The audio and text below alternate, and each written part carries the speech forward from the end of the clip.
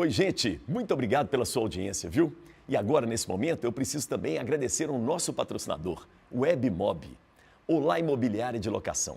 Imagine ter análise de todas as opções de seguro-fiança em menos de 1 minuto. São 8 opções para análise dos inquilinos, juntamente com o orçamento do seguro-incêndio. Fazemos tudo isso através da nossa plataforma, que é integrada com as seguradoras Porto Seguro, Tóquio Marine, Potencial e Tchu Seguros. Tudo isso já seria ótimo, não é? Mas a gente não para por aí não. O WebMob é também gestão e atendimento humano. Faça como centenas de imobiliárias. Fale com a gente e agende uma apresentação. O WebMob. Acesse www.webmob.com.br ou então liga para a gente agora, ó, 31 98332 3971. E um bom programa para você. Bom papo!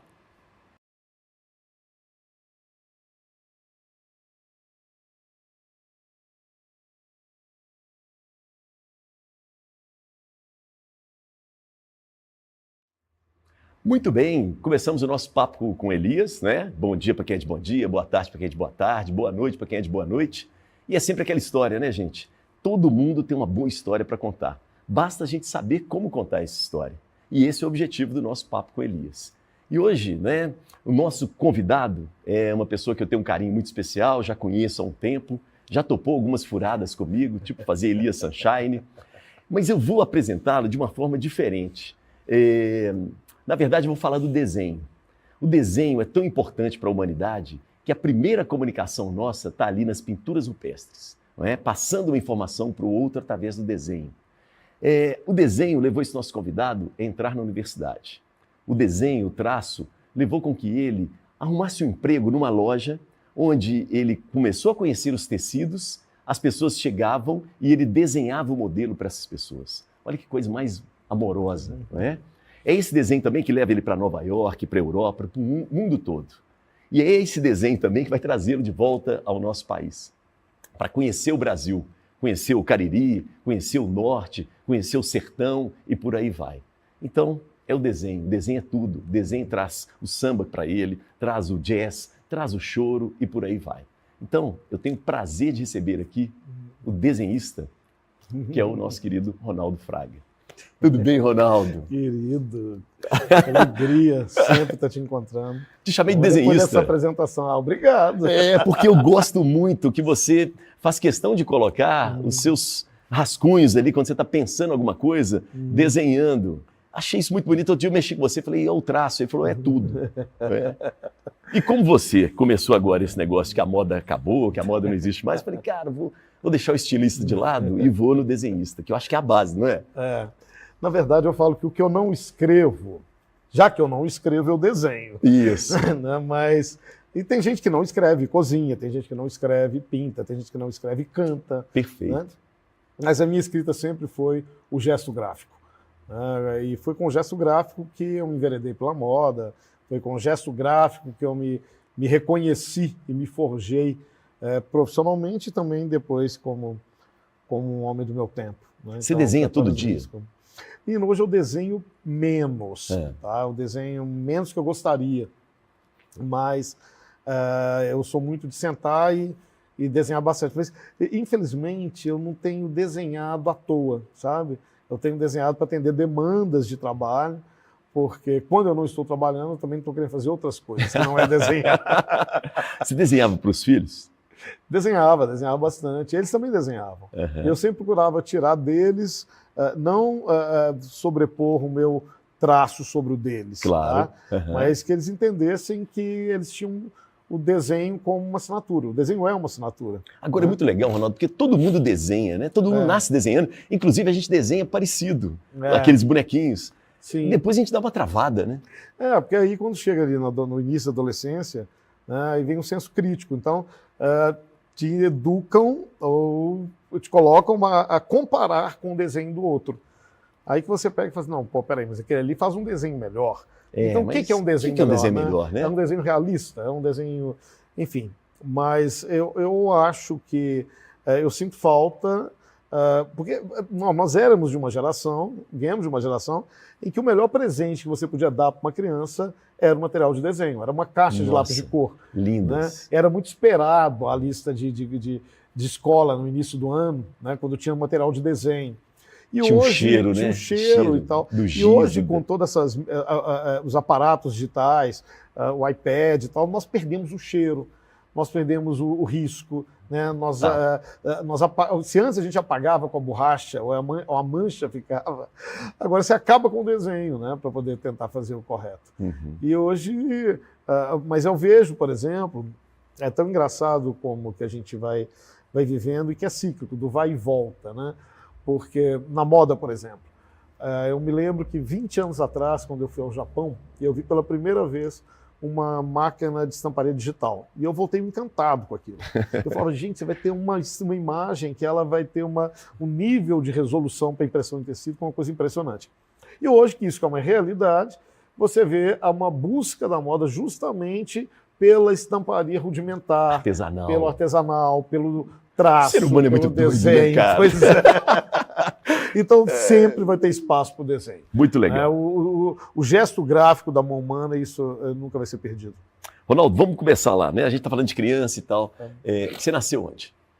Eu nasci em Belo Horizonte, aqui no Sagrada Família. É mesmo? Então você está em casa. Sagrada Família, que é o maior bairro de Belo Horizonte, né? Então nasci, fui criado, estudei aqui. Numa casa? Uma casa. Aqui é muito tradicional, né? Hoje eu não reconheço muito o bairro, sabe? Mas era um bairro estritamente residencial. Na década de 70, que foi a minha infância, depois a adolescência na década de 80. Mas era sempre, a minha história toda passa por aqui, pela Sagrada Família. Onde é que você estudou aqui?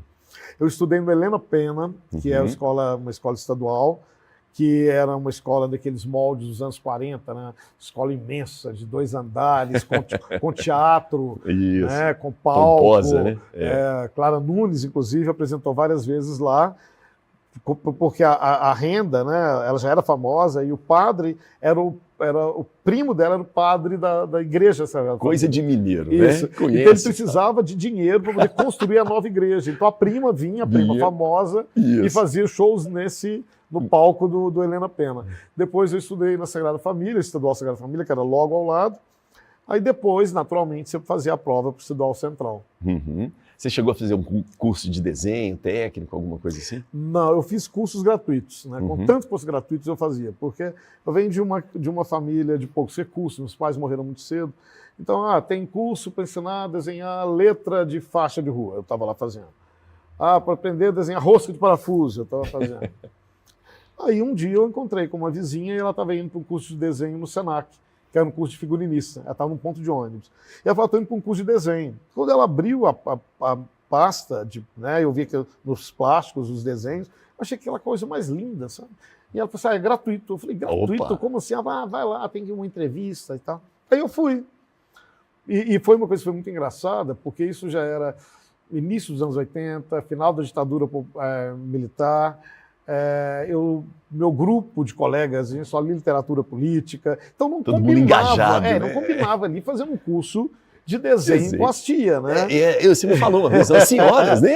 As senhorinhas de cabelo lilás. De cabelo lilás, gente do céu. As costureiras estavam ali para poder, elas costuravam muito bem, modelavam muito bem, mas elas não desenhavam o modelo. E às vezes a cliente chegava, comprava o tecido, arrancava a folha da revista e ela tinha que inventar as costas, né? E a outra parte da turma que era formada por travestis. As meninas estavam ali para poder aprender a desenhar fantasia de carnaval.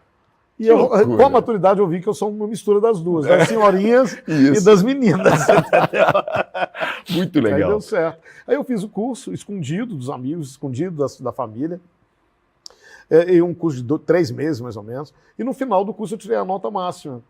Aí o setor de colocação profissional do Senac me ligaram oferecendo um emprego numa loja de tecidos. Era meu primeiro emprego. Eu lembro que eu perguntei, quanto que eu tenho que pagar? Eu disse, não, é um emprego, você vai receber por isso. Eu, o quê? Essa loja era no centro da cidade? Era uma loja na Rua Paraná. Isso, Paraná. Mas tinha uma coisa, que a loja de tecidos, antigamente, eu tenho muita saudade dessa. Eu acho um crime o que fizeram com a indústria têxtil brasileira, porque a indústria têxtil no Brasil é uma das que ela revela muito a formação do povo brasileiro, né? Primeiro que a indústria têxtil foi a primeira indústria a receber uma autorização pela Rainha de Portugal. A ter uma indústria, porque precisava de tecido para investir o alto contingente de escravos, né, no século XVII, final do século XVII, início do XVIII.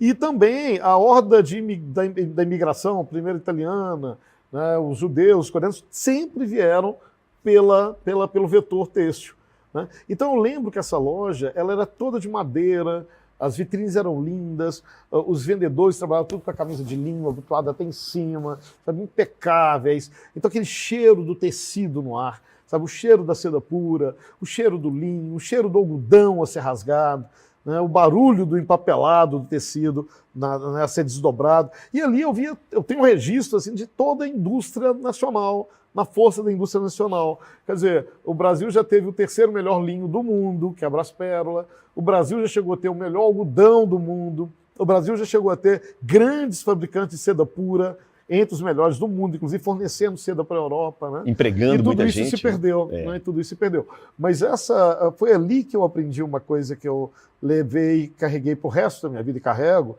Eu só fui ver isso também com maturidade, que por trás da escolha de uma roupa sempre vai ter uma conquista amorosa. Né? Porque assim, eu cheguei para trabalhar e eu achei que estava no céu, né? E quando abriu a porta, tinha umas 30 mulheres com rolo de tecido debaixo do braço. Nossa! Então querendo a roupa para o enterro, a roupa para o velório, a roupa para o casamento, batizado, gorda, magra, nossa, preta, branca, amarela, né? E ali eu aprendi que por trás da escolha da roupa sempre vai ter uma conquista amorosa. Uma conquista amorosa com o outro, uma conquista amorosa com o seu tempo, com o grupo. Com você mesmo, e o mais mesmo, difícil, né? Com você mesmo. Né? Então eram personagens. Ali eu me vi como um instrumento, tá, de auxílio na construção desse personagem. Desse personagem do outro. Então por isso que eu nunca consegui desassociar a uma narrativa de moda, um pensar a moda do teatro. Né? Então quando eu volto de Londres, eu faço os desfiles e fizeram muito sucesso e tal. Houveram críticos que diziam assim, mas isso é teatro, moda não é teatro, passarela não é palco. Gente, mas moda é teatro, passarela é palco. As pessoas performam o tempo inteiro na vida. Hoje né? Isso daí é uma conversa que ficou para trás, mas até bem pouco tempo, isso era um preconceito muito grande.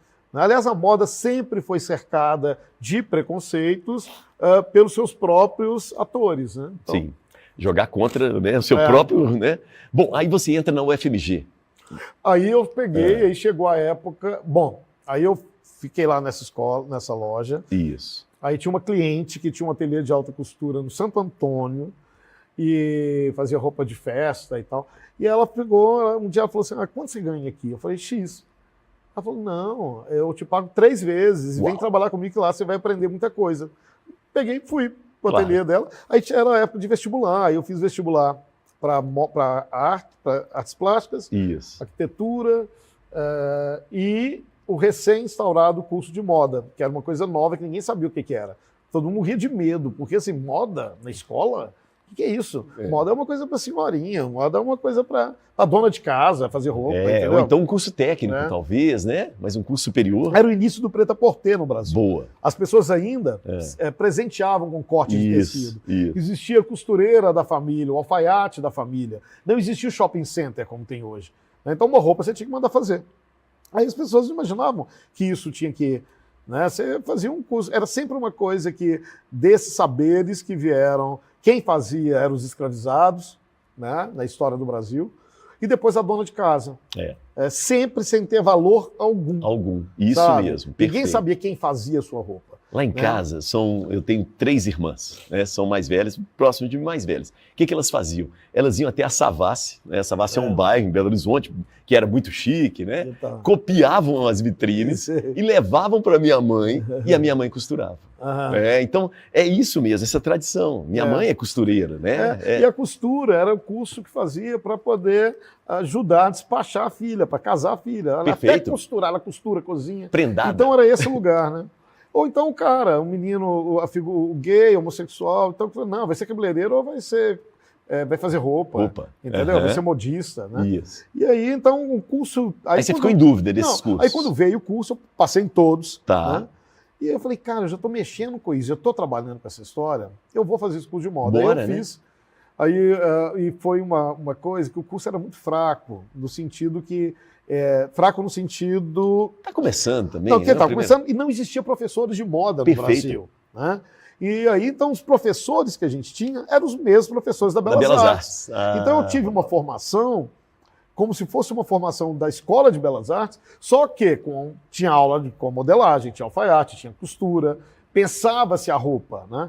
Então eu falo que eu fiz muito mais um curso de Belas Artes pensando a roupa. Que não é um problema. Não, que me salvou. Te deu uma base. Se você olha o meu trabalho, ele é muito nesse lugar. Isso. Né? Ele transita muito nesse lugar. Né? E aí eu digo que eu sou muito grato. E eu acho que essa identidade, eu acho que seria interessante. Seria bom que, primeiro, que o curso da UFMG nunca perdesse isso, eu não sei como o curso está hoje, Sim. mas que ele não perdesse essa característica, e que outros cursos de moda, porque o curso de moda no Brasil, embora o Brasil, até bem pouco tempo atrás, eu acho que continua sendo o país com o maior número de escolas de moda do mundo, ainda não tem uma identidade. O nosso ensino de moda não tem identidade. Sabe? Ele tenta mal e porcamente seguir uma cartilha dos cursos de moda da Europa que já foram sucateados pelos americanos, né? Então, pensa-se muito pouco o curso de moda no Brasil. Legal. E aí, do curso, você se forma e vai para Nova York? Aí teve um concurso nacional, promovido por uma grande tecelagem, que era Santista na época. Lembro. E era 2 anos de eliminatória, sabe? Nossa, então, longo. Eu lembro que a chamada desse concurso, um dia eu cheguei na aula, estava lá os cartazes, que era uma chamada que procura-se Kenzos, Gaultiers, Chanels e Lacroix. Ou seja, era uma época que era cópia mesmo. Então, assim, um estilista que fosse como esses, né? Que loucura! E era um corpo de uma mulher com uma malha puxando o corpo dela. Assim, então, só a silhueta. Gente, você não esquece disso. E a fábrica era de jeans. Eu não queria fábrica de jeans, que ia ter essa malha no corpo dessa mulher. Mas tudo que tinha vestido, colocava o corpo da mulher para vender, né? Aí, os colegas mandaram o projeto e tal, e teve várias eliminatórias, recebi um telegrama, não tinha nem fax naquela época, recebi um telegrama e falei assim, parabéns, você foi para a próxima etapa, mande uma nova coleção sobre o tema tal. Que loucura. Aí chegou a semifinal, que era a primeira vez que íamos para São Paulo. Eram 40 candidatos, desses 40, 10 eram mineiros. Puxa vida. Curiosamente, 10 eram mineiros. E daí selecionaram 6. Desses 6, 3 eram mineiros, na final. Que barato. Aí voltamos para o Belo Horizonte, eu recebi os tecidos, aí você tinha que fazer a roupa, uma coleção inédita. Levamos para São Paulo, para Fenatec, Fenatec, que eram as maiores feiras de indústria têxtil da América do Sul. E ali, durante uma semana, se apresentava a coleção. As pessoas entravam no seu stand. Eu não sabia quem era quem. Não sabia quem era Constância Pascolato, não sabia quem era Regina Guerreira. Mas apresentava. E no último dia, eles pegaram e falaram, foi dar o resultado. Eu lembro que o presidente da Santista, tinha um sotaque, um americano que tinha comprado. Ele falou, encontramos o nosso Gaultier, encontramos não sei o que. Sempre comparando com os outros. Falou, fulano, era eu. Aí eu ganhei o primeiro prêmio e aí que eu fui estudar em Nova York. Tipo um reality show, né? Foi um reality. Total, com os jurados passando e olhando. Na semifinal, inclusive, quando os 40 fomos para São Paulo, tinha inaugurado o primeiro Apart Hotel de São Paulo. Está lá até hoje no Itaim. E aí a gente, de segunda a quinta, a gente ficava desenhando, todo mundo na mesma sala. Cara, é mesmo então, reality. Uma coisa tensa, sabe? Um olhando a coleção do outro e tal. Eu lembro que na minha frente sentava, e eu desenhava com nanquim. Né? Não tinha caneta nanquim. Eu tinha que usar o vidro de tinta com a pena fina, né? Esbarrar e borrar tudo. E aí tinha uma menina na frente, ela estava muito nervosa, uma carioca. E ela nervosa. Depois eu fiquei sabendo que, na verdade, ela não desenhava nada. Os desenhos quem fazia era o irmão. Puxa. E ela estava lá, o que eu vou fazer? Né? E naquela época, hoje não, mas naquela época o estilista tinha que saber desenhar. Né? Não tinha programa de computador e tal. Quando ela estava muito nervosa, eu não sei o que eu faço, que ela fez para trás, e os vidros viraram todos. Mesmo? Foram tornando os desenhos, eu perdi todos os desenhos. Aí eu falei, começar de novo. Foi a primeira vez que eu andei de avião, foi a primeira vez que eu fiquei num hotel como esse. Então eu já fui longe demais. Tá valendo, Vou fazer o que der tempo, entendeu? Eu refiz o que eu dei conta e aí eu fui pro final. E deu certo. Como é que foi em Nova York, hein, Ronaldo? Aí, o curso era uma pós-graduação na Parsons, para quem tivesse as cadeiras mínimas que eles exigiam de um curso de moda no Brasil. Ou quem não tivesse isso, e tinha que ter o domínio da língua. E quem não tivesse isso, era uma viagem de 40 dias pelo circuito de moda europeu. Falei, eu vou escolher o curso lá. Só que eles falaram, mas você vai assinar aqui. Porque se você chegar lá, não tiver a pontuação do TOEFL, Tá. Nossa, o TOEFL Eles é te o mandam teste. de volta para casa, entendeu? E você perde Nossa, o prêmio. cara. Então eu tinha pesadelos. Aí eu fui para Londres antes, fiquei 3 meses em Londres para tentar aprender inglês, que logicamente não aprendi. Não. Aí eu olhei no espelho e falei, se eu chegar com essa cara de tadinho lá, eu vou levar um ferro danado. Uhum. Eu tinha o cabelo de lado, assim, todo bonitinho, todo bonzinho. Aí foi lá que eu pendurei corrente no nariz, deixei uma barbicha crescer, coloquei o cabelo do jeito, Meio coloquei a roupa. punk, né? Aí eu criei um personagem e fui para Nova York. Quando eu cheguei em Nova York na escola, Desculpa, quem te ajudou nesse personagem? eu mesmo. Você eu mesmo? estava em Londres, né? Meu cara. irmão morava em Londres, ficava vendo tudo em Londres. Aí você foi bebendo aquilo enlouqueci ali. com aquilo e virei eu criei um personagem para chegar em Nova York, entendeu? Que barato, cara. E aí, quando eu cheguei em Nova York, a Santista pagava a tarifa mais cara do curso, com o alojamento mais caro do curso. Né? A diretora foi me receber lá na rua, na neve, tipo, né? Achou que era um aluno, filho de uma magnata do Brasil que estava chegando lá. Eu cheguei com aquela cara de que, quando eu não entendia, eu fazia só uma cara blasé, assim. Né? Isso na moda dava muito certo. Né? Hoje não dá mais, boa mas dica, deu muito certo. boa dica. O personagem também deu muito certo, que hoje também não daria, que eu fiquei com uma cara de árabe desgraçado. Mas deu tudo certo e esqueceram de me aplicar o teste. Eu não acredito, Ronaldo. Que ótimo. Não aplicaram e eu passei os 2 anos lá correndo atrás do prejuízo todo dia, enfurnado na biblioteca pública para aprender inglês. E eu terminei também o curso muito bem, com um emprego em Nova York. Mas aí eu fui passar a Páscoa em Londres para visitar meu irmão. Uhum. E eu sempre gostei mais de Londres do que Nova York. Sim. Aí eu cheguei em Londres, passei em frente a São Marcos, eu olhei e falei, gente, mas eu sempre queria estudar, era aqui.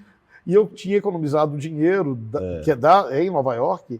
Eu cheguei, me inscrevi para um monte de curso livre lá em São Marcos e fiquei em Londres e nunca mais voltei a Nova York. Você chutou o pau da barraca lá. Fiquei 2 anos em Nova York e 2 anos em Londres. Mas eu tinha certeza que eu ia voltar para o Brasil.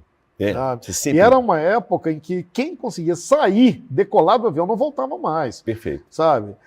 O país estava passando por política, não que eu tenha acalmado, mas naquela época era muito pior. Uhum. E aí as pessoas ficavam, não acredito que você vai voltar. Eu falei, não, meu negócio é o Brasil. Né? O que eu vim fazer aqui, eu tenho que levar para o Brasil.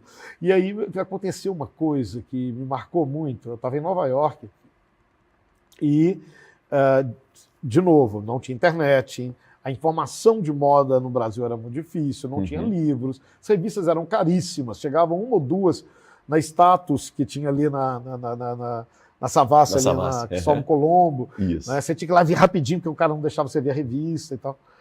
E aí eu entrei numa loja que parecia uma galeria de arte, que era um caixote de concreto, de vidro, com os manequins, com um cabo de aço na cabeça, e eles ficavam bailando e tal. Você entrava por uma portinha, você tinha que nadar no meio daqueles manequins, vestidos com aquelas roupas, com aquelas combinações de cores que eu nunca tinha visto na vida. Quando você atravessava esses manequins, a loja era toda de concreto, com algum detalhe, algumas paredes verde-água. Sim. E tinha uma escadaria, cada degrau gasto, revelando terracota do degrau, como se fossem as soleiras das igrejas aqui de Minas. E aí eu fui vendo aquilo, quando eu desci a escadaria, que era a continuação da loja, na loja tocando Dalva de Oliveira. Então tocando Bandeira Branca, as Pastorinhas, música que minha mãe cantava no tanque, né, quando eu era criança. Aí eu assustei, eu estava do outro lado da rua chorando. Essa marca era Comme des Garçons. Né?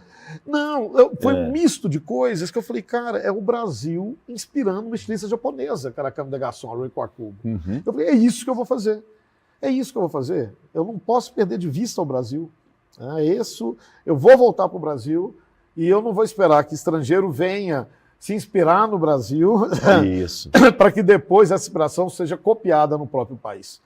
O Brasil, até o último dia da minha vida, vai ser para ele que eu vou trabalhar, vai ser para o meu país que eu vou criar, ele que vai ser a minha fonte de inspiração com tudo que me alumbra e tudo que me assombra nesse país. Ronaldo, eu queria te fazer uma pergunta com relação, mas parece que é por aí. O seu gosto pela MPB, pela música popular brasileira, vem da família? Sim e não, porque naquela época, por exemplo, eu coleciono pouca coisa, mas tem uma coisa que eu adoro. Eu tenho todos os vinis de novela dos anos 70 e dos anos 80. Sensacionais. Então, assim, o projeto gráfico, as capas eram maravilhosas. E quando eu escuto, eu falo assim, cara, olha o que as pessoas escutavam. Né? Porque o gosto musical do brasileiro era balizado pela trilha da novela. Trilha da novela, sensacional. Então, tinha a trilha exemplo, nacional e internacional. Internacional. Meu negócio é nacional. Isso, que eram os grandes nomes. Então, assim, por exemplo, o Gabriela, cara, era um disco duplo, com a ilustração do Caribé, sabe? E com uma trilha, e muita gente gravou coisas só para a trilha da novela, não tem nem o disco deles. É sob encomenda. Então, assim, você cresce, eu cresci com aquilo. O vizinho, quando tinha lançava um disco da Clara Nunes, ele tocava até furar, como dizia, né? E mesmo a música brega, sei lá o que fosse, ainda era melhor do que a que vinha de fora. E eu falo que o produto mais bem resolvido do Brasil, sabe, até hoje é a música brasileira. Então, para se entender o Brasil, você tem que entender a história da música brasileira. É muito louco, né, Ronaldo? Porque, assim, em plena ditadura, você tem Caetano, Gil fora do Brasil, perseguidos, né, e outros mais, mas eles entravam na trilha sonora das novelas. É uma coisa quase que subliminar, assim. Não, e era para parecer que estava tudo bem. Que tudo bem, exatamente. Que eles estão lá porque eles querem, né? Era uma história mais ou menos assim. E aí você pega, cara, a trilha da novela de 76, tem uma trilha de uma novela da CET chamava, eu estava escutando há pouco, Gina, que tem Dinara Leão, passando por Cláudia Telles, Tom Jobim, sabe? Você fala assim, cara, olha o que era oferecido para as pessoas, para o povão, entendeu? Isso mesmo. Então, Saramandaia. Saramandaia é maravilhosa a trilha. Maravilhosa. Rock Santeiro, que foi tirada do ar, né? E outro dia eu achei legal, no Dia dos Pais, você falou, olha, tem uma música brega, essa eu vou me permitir. Eu vou tocar ela, colocar ela aqui junto com meus filhos. A Fernanda Young falou comigo uma vez, ela falou assim, se todo mundo tem direito a gostar de uma música brega, a minha pai. Eu falei, a minha também. Fábio Júnior. Fábio Júnior, abertura de Pai Herói. Isso mesmo. E aí, então assim, eu tenho uma memória afetiva sempre foi muito na música da novela. E todas as trilhas dos meus desfiles foram selecionadas por mim. Verdade. Todas as minhas trilhas. E eu sempre escolhi essa trilha como se eu estivesse fazendo a trilha de uma novela para aqueles personagens. Que loucura, cara. Deixa eu aproveitar, vou entrar numa polêmica. Tom Zé. Tom Zé. Que vocês foram parar na Folha de São Paulo. Eu fiquei acompanhando, falei, o que é isso? Você escolheu o Tom Zé para uma dessas trilhas. Tom Zé é doido demais. Eu tinha feito o figurino do corpo, o Santo Agostinho, que era com Tom Zé e Wisnik. E ninguém me avisou que o Tom Zé era louco naquele tanto. Eu achava que ele era um louco genial, mas ninguém me tinha falado que ele era um louco mesmo, entendeu? Que era um espanta-bolinho. O Tom Zé chega e todo mundo já sai, arruma confusão com o Tom Zé. E aí, num jantar, ele contando histórias, toda vez que eu escuto uma boa história, escutava uma boa história, eu falava assim, nossa, isso dá uma coleção ótima. Legal. E aí eu falei, pô, Tom Zé, você dá uma coleção maravilhosa, porque você é muito inspirador. Passou. Uma semana depois ele me ligou e falou assim, você falou aqui de fazer uma coleção, você está falando sério? Eu falei, sim, eu adoraria fazer uma coleção inspirada em você. Então faça, vamos fazer uma coleção. Eu falei, tá bom. Comecei a fazer a coleção do Tom Zé. Pronto, já estou até vendo. Aí comecei a fazer a coleção do Tom Zé, e aí o Tom Zé estava lançando livro, o Tom Zé estava lançando disco. Ele estava retomando, né? Estava retomando. Ele ficou esquecido. David Byrne vai descobrir o Tom Zé. Aí ele já estava no auge, já começando, e ele ia lançar um disco pela Trama, que era do João Marcelo Bosco. Então era uma coisa nova, assim, e tal. E lançando um livro e tal. E aí eu liguei para o Tom Zé e falei, Tom Zé, eu preciso saber de você qual é o custo para fazer tudo isso, entendeu? Perfeito. Ele falou assim, que não sei o que eu estou muito ocupado, eu vou ter que fazer alguma música? Eu falei, não. Eu vou usar a música da sua obra. Isso. Aí você vai fazer? Eu falei, não tem que pagar nada não. E eu já sabia que não tinha que pagar. Eu só perguntei para poder ver, entendeu? Porque o evento paga ECAD, toda essa coisa, direitos autorais e tal. E ali era uma homenagem, né? E não tinha nem imagem, eu nem uso imagem do artista. Nem Drummond, quando eu fiz a coleção do Drummond, a família me autorizou, mas eu não usei uma frase do Drummond, não era questão. Né? Mas era o que movia ele a escrever aquilo. E com o Tom Zé foi a mesma coisa. Só que faltando... Aí saiu os jornais aqui ligados ao Tom Zé, porque faltava uma semana para o desfile. Então teve uma matéria de capa inteira, ele dando opinião, ele falou que estava muito emocionado, que ele estava ansioso para ver a coleção, a Folha de São Paulo, a mesma coisa e tal. Faltando uns 3 dias, chega um e-mail com preço, R$35 mil em 2003. Eu fui na hora, peguei o telefone e falei, Tom Zé, eu recebi aqui um e-mail de um valor que eu não estou entendendo. que sua mulher mandou e falou assim, você acha que eu vivo de quê? Quem é que paga nas contas? Que não sei o que, que não sei o que, que não sei o que, é esse valor, então não tem nada. Nossa. Não vem desfilar. Cara, isso 3 dias antes do Desfile. desfile. E, obviamente, eu não tinha o dinheiro. Era muito caro para poder montar aquele desfile todo, o cenário, não sei o que lá. O modelo, era uma fortuna. Aí eu liguei para o João Marcelo. Aí o João Marcelo falou, Ronaldo, pelo amor de Deus, ele precisa disso. Porque o livro foi lançado tem 1 mês e já está na banca de liquidação das lojas americanas. E ele não está entendendo, ele não sabe que lá fora as gravadoras pagam os estilistas para colocar as músicas, para lançar as músicas. E ele disse, calma, continua fazendo o trabalho. Isso no início da semana. Eu continuei fazendo. Na véspera eu cheguei, o João Marcelo não me atendia. Ixi. Aí a secretária falou assim, olha, Ronaldo, o João Marcelo falou que é não usar. Puxa vida, na Não usar véspera. música, não usar nada que tenha o Tom Zé, porque ele foi irredutível. Ronaldo Cara, não sabia desse eu tive detalhe. que montar a trilha do Tom Zé na madrugada.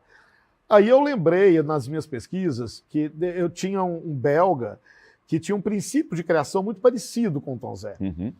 E tinha o Cordel do Fogo Encantado, que eu gostava demais. Estava E surgindo o Lirinha ali, né? e tal, O e era Lirinha, amigo. Eu falei, não, gente, pelo amor de Deus, deixa eu colocar uma música aqui. Isso. Montei a trilha de madrugada para o desfile que seria no outro dia às 2 da tarde.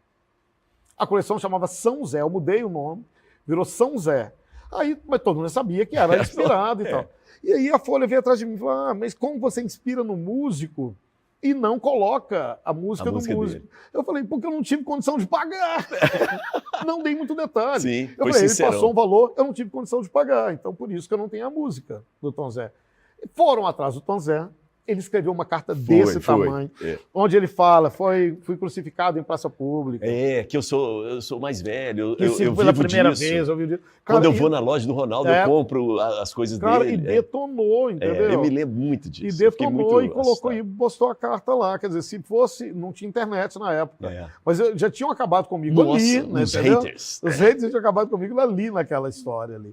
E aí o Tom Zé arrastou isso durante muito tempo. E aí o pessoal, quem já trabalhou com o Tom Zé, falou assim, menino, por que você foi mexer com o Tom Zé? Ninguém trabalha com o Tom Zé, não. Mas agora que vocês me avisam. Não, o Tom Zé não. E o Tom Zé, se você não tem contrato, ele aumenta o preço, loucura, você está precisando, entendeu? E o Tom Zé é isso, o Tom Zé é aquela loucura. Caótico, Tom Zé é genial, né? mas é aquela caótico. loucura. E aí, depois eu lembro que uma vez ele estava no Jô Soares. Aí o Jô virou e falou assim, ô Tom Zé, que camisa bonita essa sua. É daquele estilista lá que não quis me pagar. Que ótimo, tá valendo. É muito louco isso. Maria Bethânia, como é que foi o lance com a Maria Bethânia? Que está no seu livro. Né? A Bethânia bem fanto. Que na verdade, né, ainda sou super fã da Bethânia, óbvio. Sim. As nossas maiores. E eu fui fazer um figurino.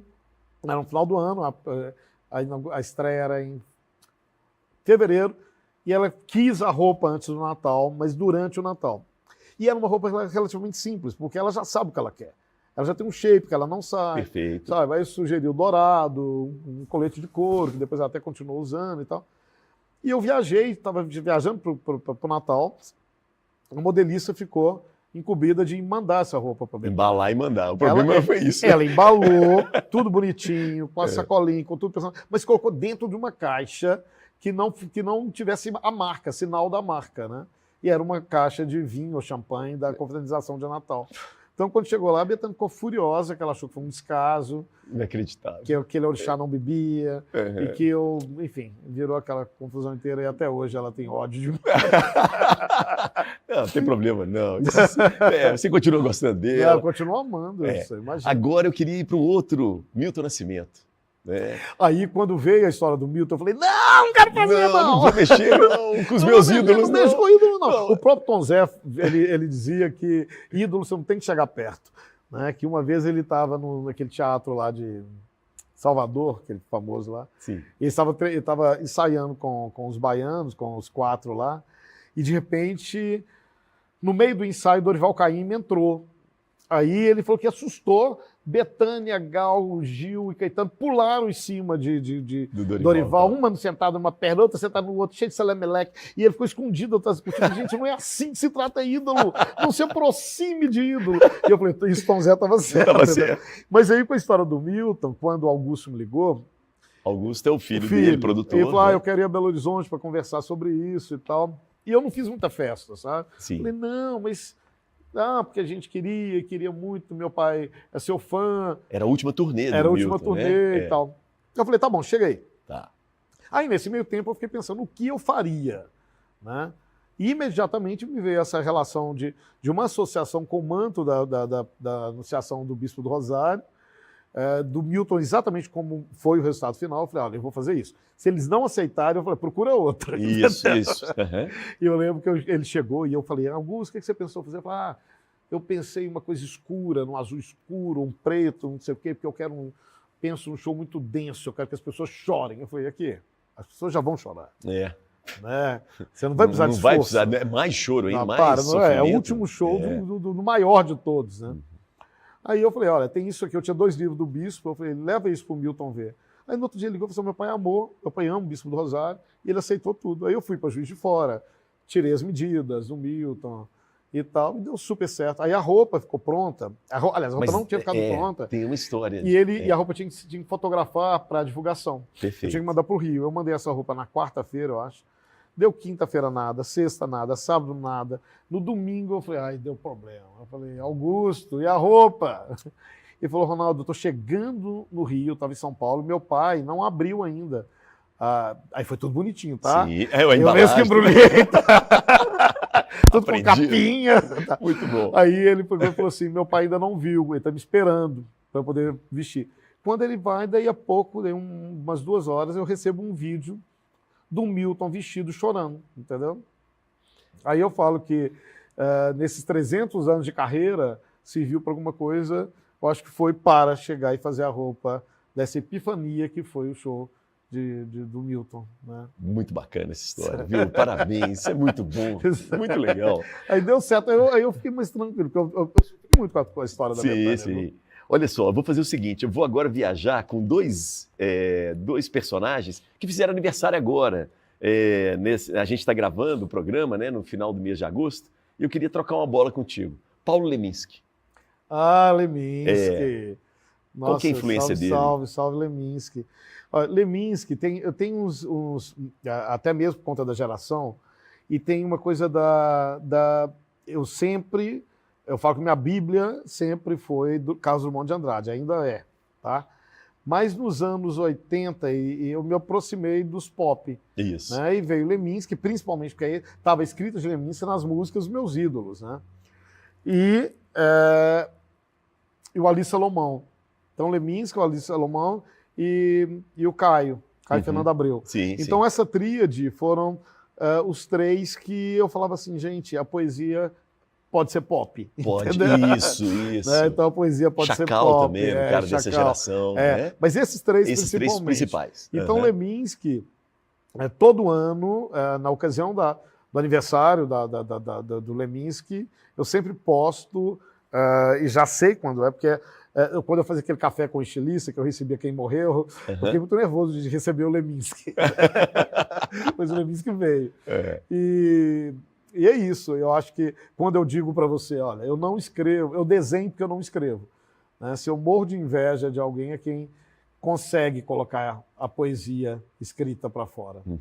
Fernanda Takai, aniversariante também. Takai.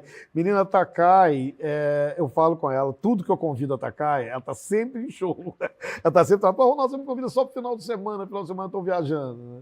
Sempre. Ela fala, não, Fernanda, larga tudo, vamos uma expedição comigo pelo Brasil. Isso. Né? Então a gente se fala nas redes sociais, outro dia ela me disse que, ela falou, você tem que ver que todo o meu guarda-roupa que eu tenho de você desde o início está sendo usado pela Nina, a filha que faz belas artes. Faz belas artes, FMG, isso. Né? Então ela falou, você não tem noção da paixão dela pelos seus figurinos.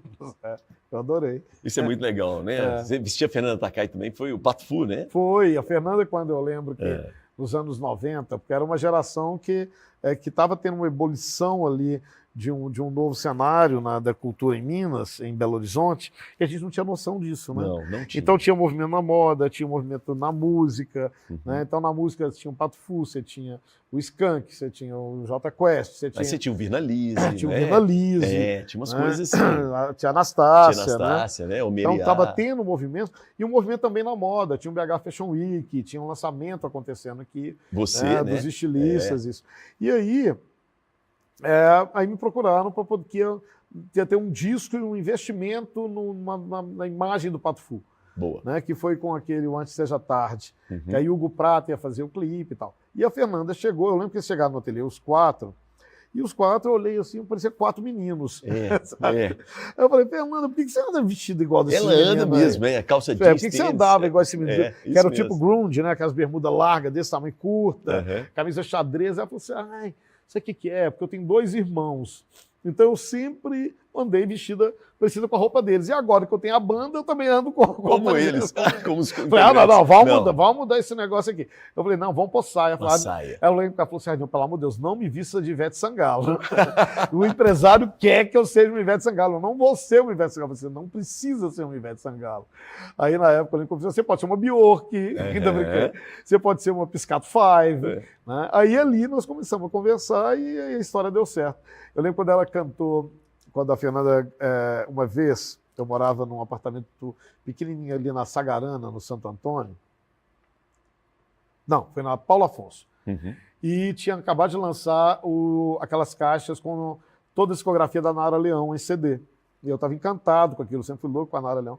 E eu lembro que eu recebi a Fernanda e o John em casa, e nós bebemos uma noite inteira, uma madrugada inteira, com a Nara Leão gritando no último volume. E eu falava, Fernanda, você tem que gravar Nara Leão, você tem que gravar o Dino, você tem que gravar isso, tem que gravar aquilo. No outro dia, quando a ressaca veio, eu falei assim, gente, não tem nada a ver. Eu oferecendo porque era Pato Fu, né? Não era, oferecendo pro Pato Fu, que faz um rock pop, cantar Nara Leão, você ficar caladinho. Dei uma nota. Aí passou um tempo, eu resolvi fazer a coleção sobre a Nara Leão. E aí um dia a Fernanda me liga e fala assim, olha, tem uma coisa para te contar, uma novidade. Eu falei, o quê? Eu vou lançar um disco solo e vai ser um tributo à Nara Leão. Eu falei, não acredito. Sensacional. Eu não acredito. Eu estou fazendo a coleção sobre a Nara Leão. Né? E aí a gente fazia, era ela, era o Menescal, o Nelson Mota, e ela pediu a mim que mandássemos músicas que a gente achava que seria interessante do repertório da Nara, que a Fernanda gravasse. Obviamente, a palavra final era do Nelson Mota. Que o Nelson Mota era um toque de Midas. Né? Mas eu vou dar palpite. Super amigo da Nara Leão, mas eu dava palpite. E aí ela foi cantar no desfile. Foi. E aí ela falava assim, eu tirei as medidas, só que a roupa, ela estava fazendo show, a roupa ela só vestiu no camarim. E ela falava assim, você sabe que eu não ponho meu joelho de fora. Então, assim, eu falei, claro que eu sei, claro que eu sei. Quando chegou lá, o vestido era o joelho de fora. Ela disse assim, meu joelho está de fora. Eu falei assim, agora você vai personificar Nara Leão, você quer que eu coloque seu joelho onde? Aí não tinha jeito, ela já estava no camarim, já estava vestida, já estava a plateia esperando ela lá, e ela foi com o joelho de fora assim mesmo. Muito legal. E depois repetimos esse desfile em Tóquio, e foi maravilhoso também. Esse vinho era bom, hein? Oh? Lá na Rua Paulo Afonso, foi legal, né? Era a Marguerita. Eu tava, toda a vida eu cismei com uma bebida e até o final da última gota com aquela bebida.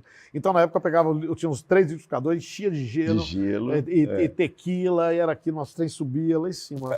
Hoje eu não consigo nem metade do liquidificador. Ronaldo, você falou do café com os mortos. Café com estilista. Fala disso pra gente. Menina, essa história do café com a pandemia, que na verdade, de onde que nasceu essa história? Eu era muito amigo da Elke Maravilha. Sim. E a Elke morava num quarto de sala lá no Leme, e uma vez, a primeira vez que eu fui na casa da Elke, era uma sala comprida, vermelha, e tinha uma portinha assim, e um quarto. E essa sala tinha poucos móveis, mas as paredes eram cobertas de porta-retratos, de todos os tamanhos. E quando você ia passando, você via toda a cultura brasileira ali. Você tinha Clementina Jesus, tinha o Chacrinha, tinha a Nise da Silveira, tinha vários... Eu falava, o que é isso? Ela falou assim, ai, criança, esse aqui são meus orixás, são meus anjos, porque quando eu preciso de uma pergunta, eu preciso de uma resposta para a pergunta, eu dou uma rodada aqui na sala e quando o meu olho abre, o primeiro que eu olhar é ele que tem a minha resposta. Então essa aqui é a minha sala sagrada. E eu fiquei com aquilo.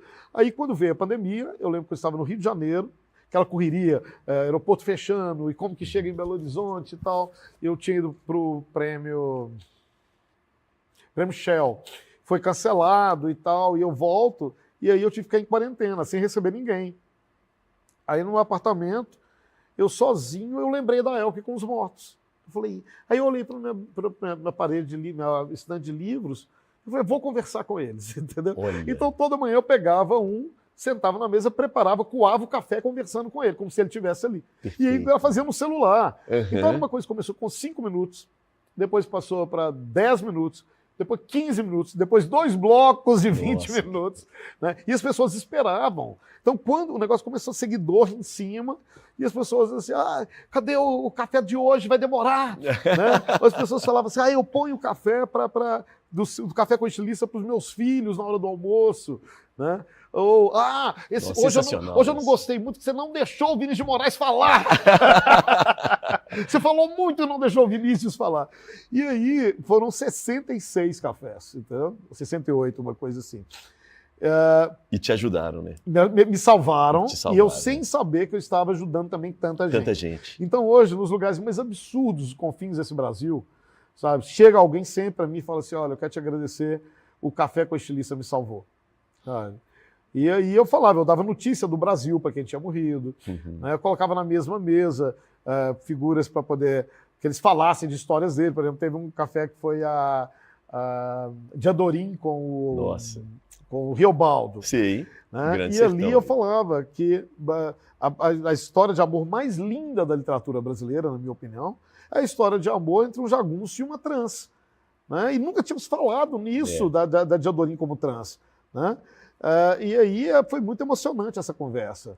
Teve outras também muito boas, com a Aracide Almeida. Puxa vida, eu ficava chamando a Aracide Almeida para gente tomar café e ela falava e ela assim, é meio mal-humorada. Pra que café? Café é seu cu, café. Me convida para tomar uma cachaça. Eu falei, então vem tomar uma cachaça. Aí eu acordei de manhã, comecei a tomar cachaça com ela. Gente. Ela foi embora, eu fiquei bêbado com essa cachaça. Aí eu falei com a minha amiga assim, a Aracide Almeida acabou de sair e me deixou no nocaute aqui. Outros eu também chorei muito, assim, me julgando na cama, que foi o Gonzaguinha, né? E por conta de tudo que a gente está vivendo no Brasil naquele momento. E aí, e era muito engraçado, porque eu nunca sabia quem que ia vir para o café da manhã no dia seguinte. Né? Então eu recebia como se eu também quisesse ouvir a história da figura. Perfeito. Tá? Aí hoje muita gente pergunta, volta com o café com o estilista, volta, não sei o quê. Mas ele era a cara daquele momento. Tinha um contexto ali, ali né? a gente estava dormindo com a morte. Né? Não que a gente não durma com a morte hoje, não que a morte não esteja aqui, mas ali a morte estava respirando. Muito ela estava soltando baforadas, né? Nas 24 horas do dia. Então era uma hora de olhar e de falar da vida com a morte. Você decidia ali em cima da hora? Em cima da hora. Você deixava sentir um pouco. Eu achava que ia vir um e não vinha, vinha outro, entendeu? Você acredita em espíritos assim? Acredito. Acredito. Você é espírita? E tive muito. Eu, durante um bom tempo na minha vida, eu tive uma namorada por 4 anos, e a família dela era uma estudiosa do kardecismo. Então eu me aproximei muito. Tá? Então eu li muito sobre muito bonita época, muito bonita, né? A cultura. E me conforta muito, né? Não sei você, mas me conforta das religiões. Eu não tenho religião nenhuma hoje, mas o kardecismo ele sempre me confortou. E aí, menino, o que acontece? Eu recebi essas vibrações, eu senti essas vibrações. Sabe? Isso você deixava fluir muito claro, isso. eu nunca sabia o que ia ser. E teve uns muito especiais, Dalva de Oliveira, aquela outra menina lá, a Elisete Cardoso, sabe? A Miúcha também foi. Aí eu lembro que a Ana de Holanda, a Ana me ligou no dia seguinte e falou assim: olha, eu vi a minha irmã ali conversando com você, entendeu? Essas coisas a gente precisa respeitar. Né? E aí eu também depois eu falei assim, Ronaldo, foi essa época, não dá para mexer mais, tá? Deixa ali. Você acredita em Deus? Eu tenho uma frase daquele menino lá do Manuel de Barros, que é: eu acredito em nada e em Deus. Você já brigou com Deus? Eu acredito em nada e em Deus. Não arrumo confusão, não. Eu tenho uma vida bem tranquila, tenho uma relação super tranquila, porque Deus para mim é a natureza, né? E eu procuro estar sempre em harmonia e muito próximo da natureza. É onde eu me revigoro, né? É onde eu me indigno, né? Inclusive nesse momento que o país está passando, né? com o país em chamas. Então ali é para mim onde que Deus se manifesta. Vamos falar então das expedições, já que você está falando da natureza, e surge essa onda de levar as pessoas para lugares, né? Não é turismo, não é isso, o objetivo não é esse. Vamos falar delas. Vamos falar demais. Tem uma figura que eu falo que é um dos meus mentores intelectuais, que eu também resumi no café, que é o Mário de Andrade.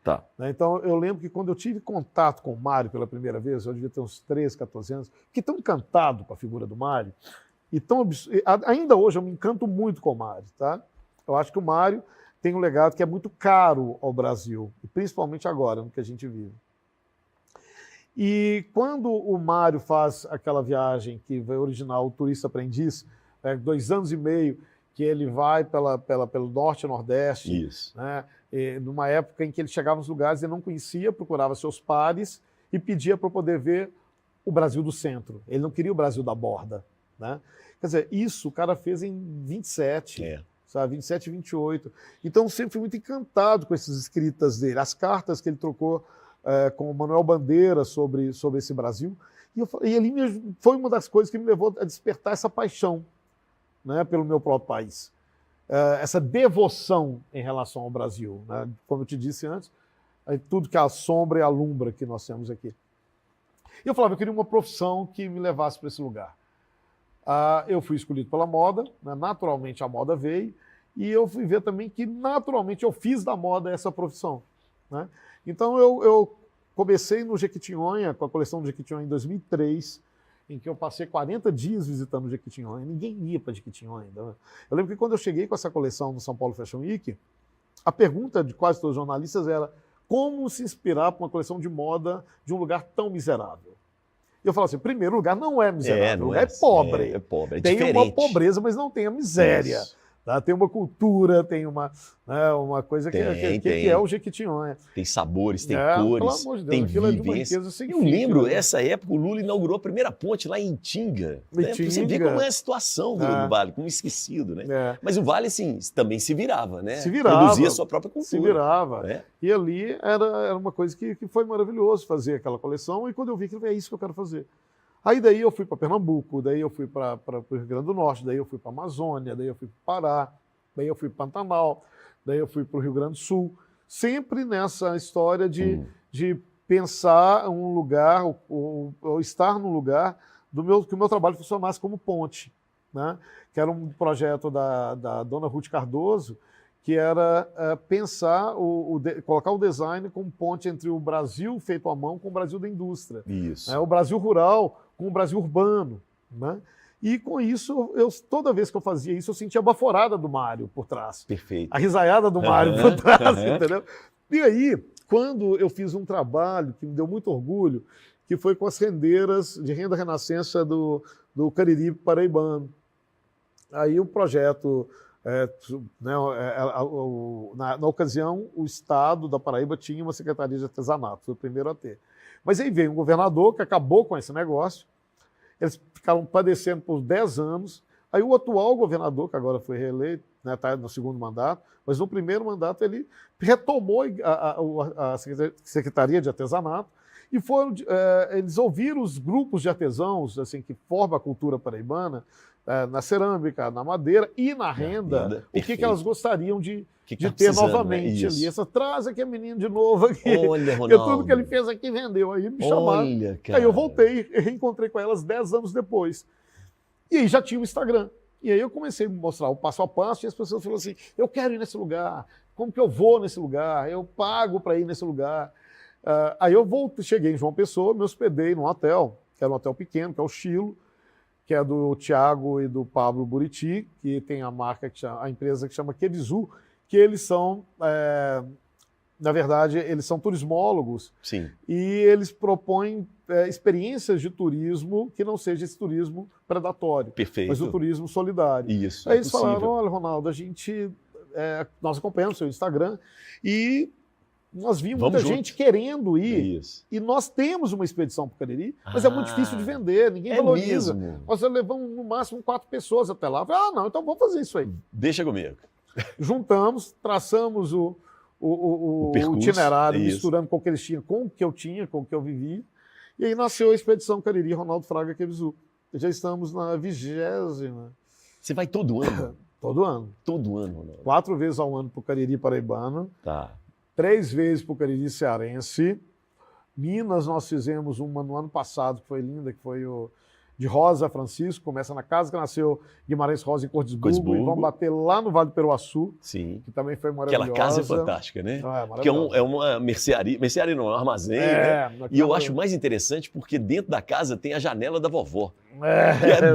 Do quarto da vovó, a vovó tem uma janela e olha o que está acontecendo na casa. Tudo. Sensacional. Rio Doce vocês fizeram agora, né? Fizemos. E o Rio Doce, a gente está fazendo um projeto de vivência né, nas vilas de regência e povoação, né, depois desse crime ambiental do que aconteceu lá. Então, tem um projeto de reinvenção do lugar. Você levou a Gorete e o Cadu, né? Gorete Milagres e o Cadu dos Anjos. Foi o Zeca Camargo, o Cadu, já foi muita gente. Já foi o Ernesto Paglia, já foi a Maite Proença, muita gente. E, na verdade, eu sempre levo 8 pessoas da sociedade civil, de áreas diferentes, para poder ver o que está acontecendo e vivenciar esse turismo, que é chamado de turismo de experiência. Né? Então, assim, esse roteiro não é um roteiro aberto ainda, não. Tá? Ele é só para convidados. Mas o restante, a Paraíba já está bem desenhado, e o que me deixa muito feliz é o rastro de prosperidade que esse projeto deixa. Né? Então, ele é muito esperado. Os artesãos recebem na casa das pessoas, eles recebem para receber as pessoas. Né? Então, claro, você vê ao longo da coisa a vida mudando das pessoas ali. Isso, entendeu? eles têm uma expectativa, pode fazer um projeto, de espera. Né? Porque eles comercializam, a comercialização da renda renascença, ela é muito esperada, porque elas, em um dia de visita com a expedição, elas vendem o que elas venderiam um ano inteiro. Entendeu? Ronaldo, por que o Brasil ainda não descobre o Brasil? Né? Eu vou lembrar do Milton, Notícias do Brasil, de frente para o mar, de costas para o Brasil. Por que isso? A gente é preconceituoso conosco mesmo? Eu acho que tem uma coisa que tudo nesse país descamba no acesso à educação. Né? Uma educação de qualidade para todos. Não só uma educação de qualidade para a elite, e nem uma educação míope, como é o que a gente vive aqui.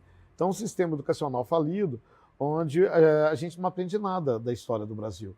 A história é quando você vai aprender sobre a escravidão sobre a ótica do homem branco. Você chega, por exemplo, aqui no Museu da Inconfidência em Ouro Preto, é vergonhoso os textos sobre a ótica do branco. Que está ali. Né? Então, a gente não sabe nada dessa história. Eu acho que quando você aprende, e diferente, por exemplo, que um saber e um fazer tradicional do Japão, ele é ensinado na escola primária. Sabe? Então, renda renascença era uma coisa para a criança estar aprendendo a fazer na escola e entender de onde veio, por que veio, os seus antepassados que passaram por aquilo, entendeu? Não que a pessoa vai crescer e vão ser artes plásticas e render, não. Mas eles vão ter a sua cultura como alicerce para qualquer coisa que ele queira fazer na vida. Né? Então, e um país cuja república nasceu de um golpe militar. Então, o golpe militar que o Brasil vive, ele não é um golpe, não é um golpe de 64, é um golpe que já teve lá atrás. Exatamente. Na coisa que foi uma sucessão, sempre teve na mão desses militares, de golpe com esse filtro do que a população pode saber de verdade, do que ela não pode saber nunca. É bom que não saiba. Aproveitando então, Zuzu Ângel, foi muito importante para você, não é? Foi. Foi uma grande referência. Naquela sua juventude, em plena ditadura. Quando eu disse que eu só li literatura política, isso, numa dessas foi um livro do Zeni Ventura, e que tinha um capítulo dedicado a Zuzu Ângel. Eu falava assim, eu fiquei tão impressionado, falei, cara, no livro, inclusive, o livro inteiro, a única que tinha sido morta, assassinada pelo regime, tinha sido ela. E eu falava assim, e ela enfrentou todo mundo, né? E aí eu falava assim, cara, a mulher fez isso, ela era uma costureira, como ela gostava de ser chamada, né? Não era estilista, como costureira. E mais tarde, quando eu fui, né, já fora do país, estudando a história da moda, não tem um personagem, um estilista no mundo que tenha feito o que Zuzu Ângel fez com a moda, com o manifesto político. Sabe? Então não foi só no Brasil. O caminho da Zuzu Ângel é um caminho único no mundo. Até bem pouco tempo atrás, todo ano eu era chamado para falar sobre esse tema, apresentar essa coleção nas faculdades de Buenos Aires e de Santiago do Chile. Porque Buenos Aires faz um cinema como... Aqui também, mas lá, por exemplo, você vê que o cinema que a Argentina faz não teve um estilista que conseguisse ou que trouxesse os anos de chumbo deles para a moda. Entendeu? Teve um. Né? Então, assim... Como que é importante essa figura aí já no mundo, né? E aí, quando você vê que existem várias formas de educação, sabe? E eu fazia as coisas e eu não tinha muita noção do que eu estava fazendo. Eu me lembro que uma vez eu estava no Piauí, em Teresina, eu cheguei para dar uma palestra para 100, 200 pessoas, tiveram que passar por um lugar gigantesco, com quase 600. E quando abriu as perguntas, o menino levantou a mão lá, um jovem, e falou assim, não é pergunta, eu só queria dizer que eu quero te agradecer, que eu passei a conhecer Carlos Drummond de Andrade e Guimarães Rosa depois que eu assisti os seus desfiles no GNT Fashion, entendeu? Então, assim, você educa com o que se come, com a casa que vive, com o que se veste. Muito bom. Não só com o que se lê. Né? Então, essa história do consumo da cultura brasileira é muito importante. Vamos continuar, eu quero te fazer aproveitando essa onda aqui, né, de Zuzu e tal, escolhe para mim, Silvio Santos ou Chacrinha e por quê? Sem pestanejar, Chacrinha. Chacrinha, primeiro, que ele foi o mais brasileiro de todos. Chacrinha sempre, ele trabalhou, além da originalidade, né? Chacrinha não tem um igual no mundo. Né? Enquanto o Silvio Santos traz aquela estética americana, né? Aquela estética... Americana copiada do latino, né? Aquela coisa de Miami. Tem aquela mistura, mas que já tinha meio que uma coisa pentecostal ali, né? Uma coisa pentecostal da história, onde tirava. A Elco Maravilha falava. Elco Maravilha, uma vez, ela falava assim, que se um dia ela conheceu o demônio, esse demônio se chama Silvio Santos. Eu falava, mas por que, Elco? Ela falou assim, ele tira o pior das pessoas. Né? Alguém que joga aviãozinho de dinheiro para miseráveis, né? Porque ele traz caravanas não é de pobre, ele leva caravanas de miseráveis para aquele lugar. Uhum.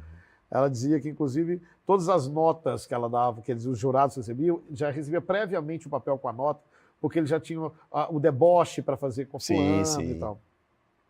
E o Chacrinha era justamente o inverso, era aquela coisa que ele pegava, jogava o bacalhau, jogava a mandioca de Maria Bethânia. Eu lembro que uma vez, uma entrevista do Jean Paul Gaultier, ele tinha lançado uma peça icônica dele, que é o sapato de saltos com vários saltos. E ele deu uma entrevista e falou, de onde que veio essa ideia? Ele falou assim, eu fui passar férias no Brasil, na Amazônia, e tem um tipo de moradia lá que se chama palafitas. Eu fiquei muito impressionado com isso, então eu fiz um sapato inspirado nisso. E eu fiquei, aliás, muito impressionado com o país. Tem um apresentador vestido meio de clown, de não sei o quê, que ele joga abacaxi no público e tal. E tem uma outra coisa também, que é você pensar a qualidade da música, onde o Chacrinha, quando ele colocava ali, ele colocava de Odair José a Clara Nunes, sabe? É uma coisa do circo democrático ali. Ele colocava tudo ali, todo mundo, sabe? Né? Quando o Caetano veio, o Caetano estava morando em Londres também, ele foi pro Chacrinha, né? Então tinha uma coisa de uma visão democrática ali e da libidinagem brasileira, sabe? Então quando você via as chacretes na casa de família, né? Todo mundo lá aplaudindo, dançando, o maiô, e tudo, e aquela confusão inteira. Então, sem pestanejar, Chacrinha. Me conta uma coisa, você é a favor da legalização da maconha? Sou, claro que sou. Claro que sou. E embora eu tenha uma coisa que é o seguinte, com meus filhos, eu comecei a me formar na época, né, aqueles adolescentes e tal, e eu falava, gente, maconha tem que se formar só a partir dos 25 anos. Sabe? Porque já é comprovado, ela destrói uma parte do cérebro que tira a ambição. Né? Por isso você fica do tanto faz como tanto fez. Né? Mas tem uma coisa que essas discussões, a gente precisava melhorar o nível das discussões sobre a maconha. Né? Então essa coisa do criminalizar, como ele vem, é maconheiro, é não sei o que lá, sabe? Então quanto que perdemos na ciência, sabe? E o crime ganha com isso. Né? Então, quem ganha mais com essa história, obviamente, são os cartéis. Nós estamos chegando nos finalmente, né? Falei do Chacrinha. Buzina do Chacrinha. Quem ou o que você buzinaria? Vamos lá. Nossa, tá tanta gente, né? Tanta gente. Escolhe um, escolhe. Ou algo. Que está te incomodando no momento, por exemplo? Talvez alguma coisa mais sua agora. Assim. Olha, eu acho que a minha buzina é fortíssima fortíssima, e já nem sei mais o que fazer para o bolsonarismo, sabe? Então eu acho que ele está vivo, está pulsante, ele está aí, ele está... Ele sempre existiu, ganha... essa extrema-direita no Brasil? Eu acho que a maldade, ela sempre existiu. Eu acho que o abuso da fé sempre existiu.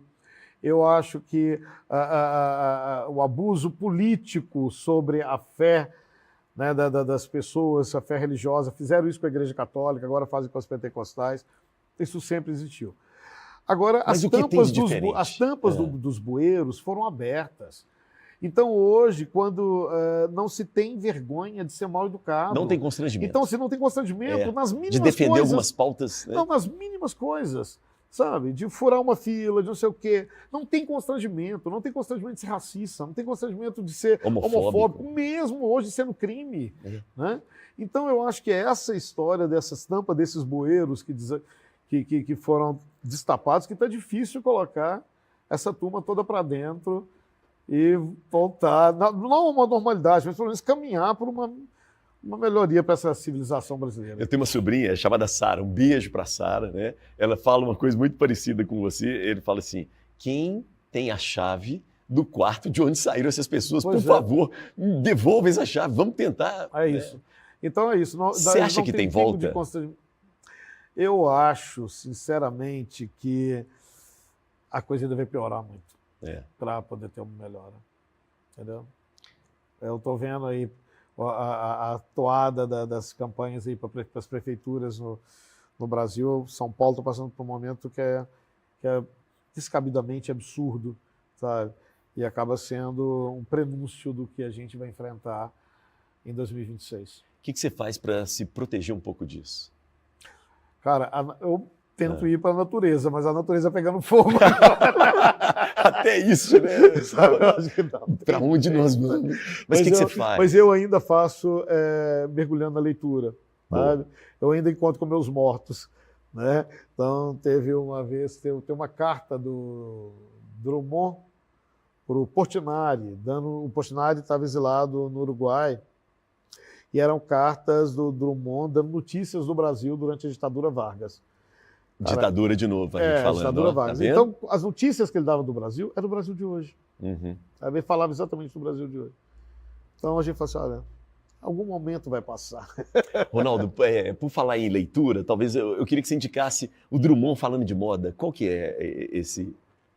Menino, o Drummond ele falou muito de moda, ele falou muito de roupa, e o único livro que fez essa seleção foi um livro meu. É isso. Que era uma seleção que eu fiz, ilustrei, e que, enfim, está esgotado. Quando aparece aí para vender em algum lugar, é um preço absurdo. Nem na internet a gente consegue, virtualmente? Não, é muito difícil. A família depois não queria, depois queria, depois queria, depois não queria, pena, depois não queria o relançamento, depois não queria. E eu fiz, esse livro, acho que são 30 crônicas de poemas, mas daria para colocar muito mais, sabe? E o Drummond, ele, o tempo inteiro, quer dizer, qual que era a matéria mais fina dele? Era o tempo. E se você observa o tempo, moda é tempo, né? A moda é o tempo. E ele tem uma crônica nesse livro, que era uma crônica inédita na época, que ela tinha sido escrita ainda sob o pseudônimo de Antônio Crispim, na época que ele escrevia no Diário de Minas. Que ele começa assim, nesta estação a moda nos traz péssimas notícias. Os comprimentos estarão mais longos, seremos privados das pernas das moças no bonde no final da tarde. Mas nem tudo está perdido, porque quando desce o comprimento dos vestidos, desce também a altura dos decotes. Né? E a moda é isso, ela oscila, né? Se fica longo, o tipo de decote vai estar de volta, se sobe, vai ter uma outra história e tal. Mas o Drummond sempre tem um botão, sempre tem uma roupa, sempre tem, quando ele fala dos mortos sobre a casaca, né? Dos ratos que roeram os mortos sobre a casaca e tal. E a moda morreu? O mundo acabou, entendeu? O mundo acabou, pelo amor de Deus, aquele mundo ficou para trás e as pessoas estão insistindo em arrastar o século XX, né? Então, assim, agora estamos arrastando os anos 40, os anos 30, sabe, arrastando o início do século XX, que é tenebroso esse arrastar coisas que já estão velhas, já estão emboloradas. Então, pensar a moda como a gente pensava não cabe mais, porque não se faz a moda como se fazia naquele tempo, a moda é outra coisa agora. Né? E ela precisa estabelecer diálogo com outras frentes. É preciso ter um olhar difuso. É preciso ir além da roupa, porque os chineses estão fazendo a roupa muitíssimo bem. Então pense na alma das roupas. Pense no que as roupas falam.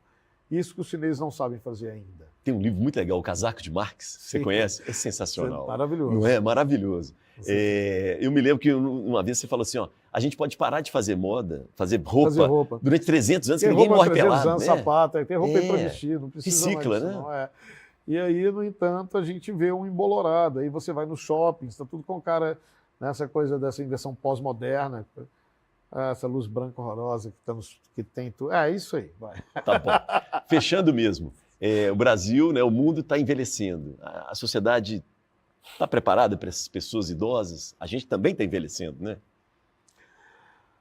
Olha, quando eu escuto dizer, outro dia eu falei assim, que em 2050 o Brasil vai ter uma população, né, decrescente, então vai ser um país velho. Eu falei assim, gente, chega logo. Que venham os cabelos brancos. Mas deixa eu te contar, eu acho que hoje, por exemplo, quando você pensa que os 50 são os novos 30, isso é verdade. Uhum. Né? Então, estamos mais tempo no mercado de trabalho. Saúde, saúde. Hoje é permitido sexo e desejo para quem passou dos 60. Perfeito. Que até bem pouco tempo não tinha. Não vovó podia, e vovô era podem quase transar. Que um pecado. Né? Então, se houve uma evolução, sim. Né? Houve uma evolução de costume, sim.